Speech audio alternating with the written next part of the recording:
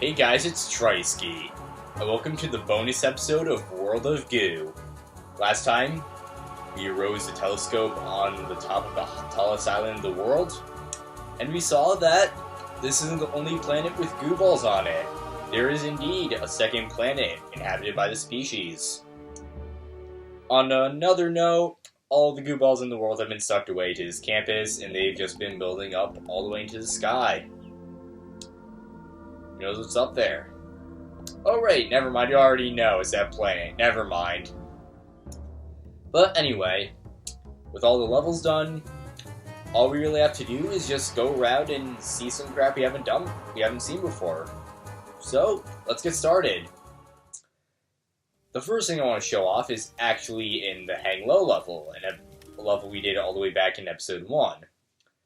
I've mentioned that sometimes in order to get the OCD on levels, you actually have to perform some glitches. I showed you guys one of them, which is goo throwing, back in like episode 14.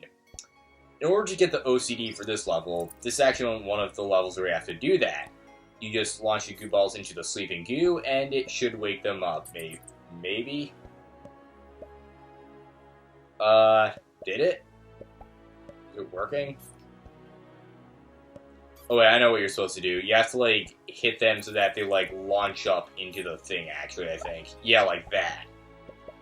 Now, this can be really time-consuming, but if you want to get the OCD, this is what you're actually supposed to do. I didn't try this, because I didn't really feel like...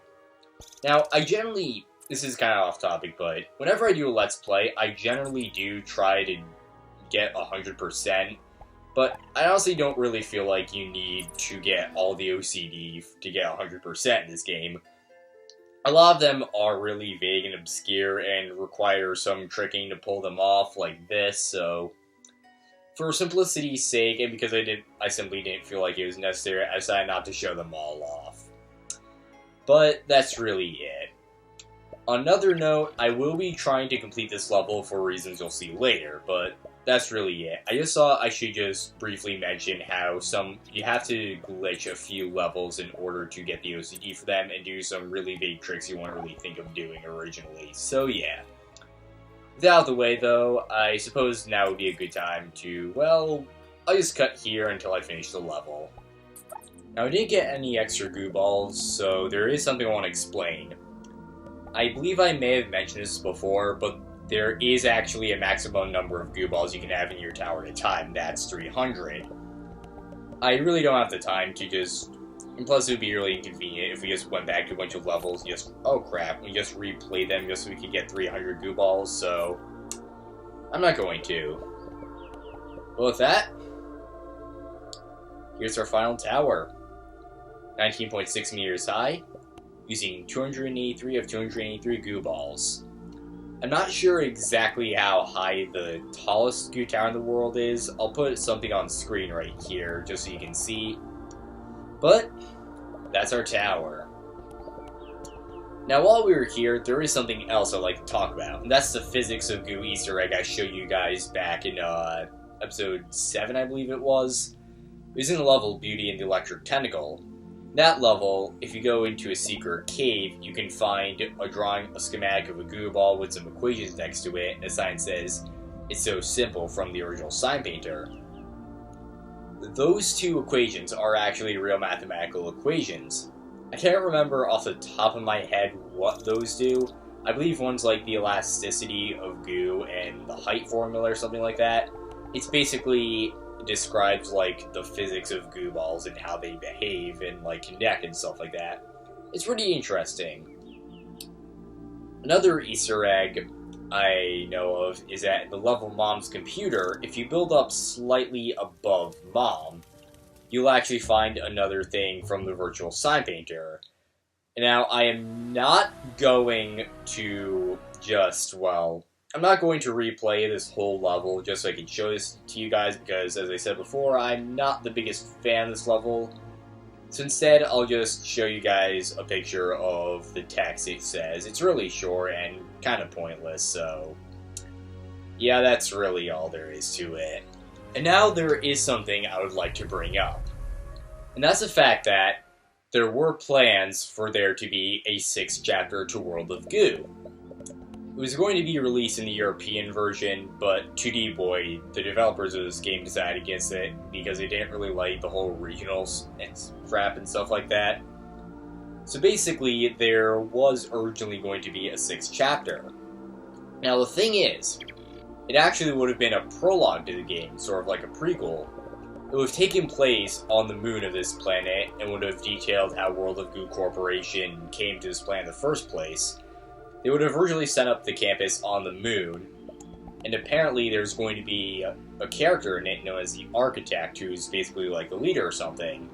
And apparently there was going to be like a romantic element involved, as odd as it sounds. So there may have been a second character that would have served as the Architect's love interest. Other than that, we don't really know that much about what the Moon chapter would have been like.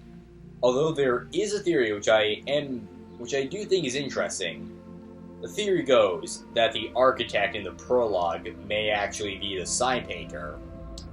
And on that topic, I'd like to bring up the sign painter and who he might be.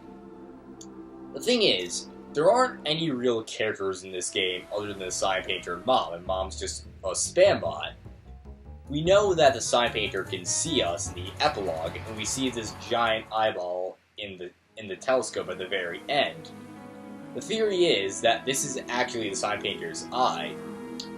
We can't see any figures on it, so we can only assume that either somehow he's in the telescope, or who knows, maybe he actually is a telescope. We also have like this tendril thingy that could be made of goo.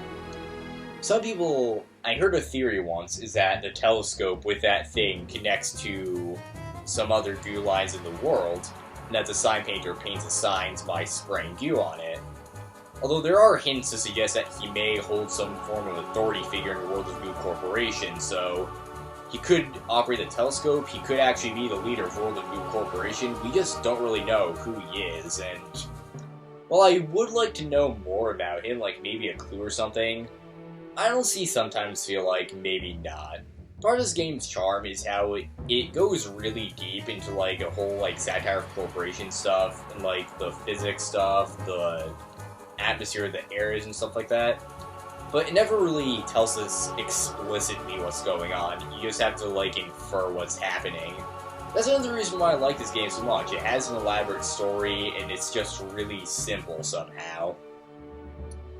But, with all that aside, I have mentioned that they have said that they would like to make a sequel to this game, although they ultimately basically decided against it for legal reasons, and because, well, there are level editors of this game, and they just rather let people make their own levels than make, like, official more levels. Although, honestly, I would like to see a sequel to this game, but whatever. And on topic of the developers, the two of them went on to found They went on to form Tomorrow Corporation, another game developer. Tomorrow Corporation has developed two other games, Little Inferno and Human Resource Machine. I haven't played either of those yet, but considering that there aren't any real sequels to this game, I would be interested in doing Let's Plays of the two of them if I like them. So, who knows, maybe I'll do Let's Plays of them in the future once I get the chance to play them, but we'll see. And on the note of the other games, I've been saying on the note of a lot of this episode, I really should stop saying that. Another thing I should bring up is that this game, along with other two games, Little Inferno and Human Resource Machine, the three of them were actually just released on the Nintendo Switch.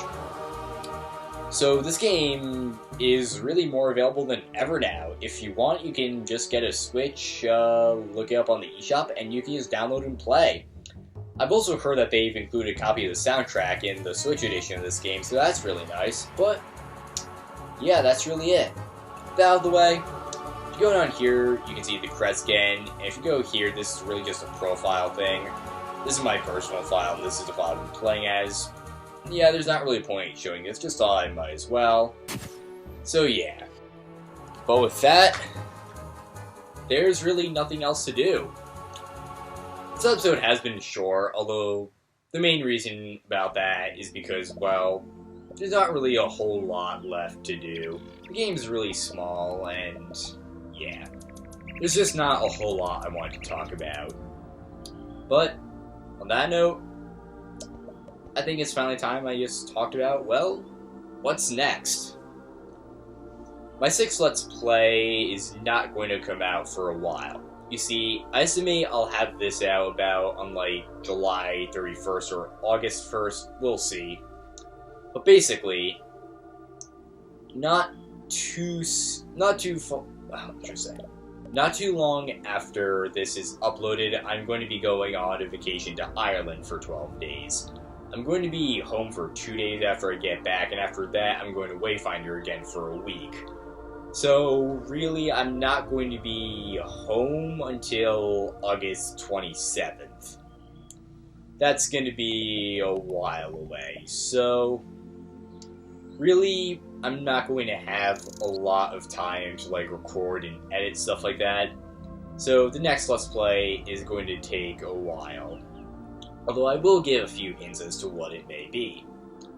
It actually is a successor to a very well-known franchise that was popular back in, I don't want to be too specific, so I'll just say it was back when Nintendo was still relatively new. It's the successor to those games, and although it technically is a successor, I personally consider it to be different enough to warrant it being like its own thing, if you know what I mean. So, I decide I'm gonna do that game next. And that's really all I have to say. Although I do want to clarify one thing, I am very sorry that this wasn't over in June. I said it would be really fast, like, really fast. I said that, I remember I said Pikmin was going to be short, and that took like 3 months, and then I said this is going to be short, and here I am at the end of July recording this when this was starting late May. The main reason I didn't really do anything in June is because I was like studying for the region, stuff like that, and then I had like May, Trimount, the vineyard, stuff like that. So I decided I should just finally get this back on track once I came back from the vineyard. But that's really it. This has been TriSkeet. This has been Let's Play World of Goo. I'll see you guys in the 6th Let's Play. Until then, Carpe Diem.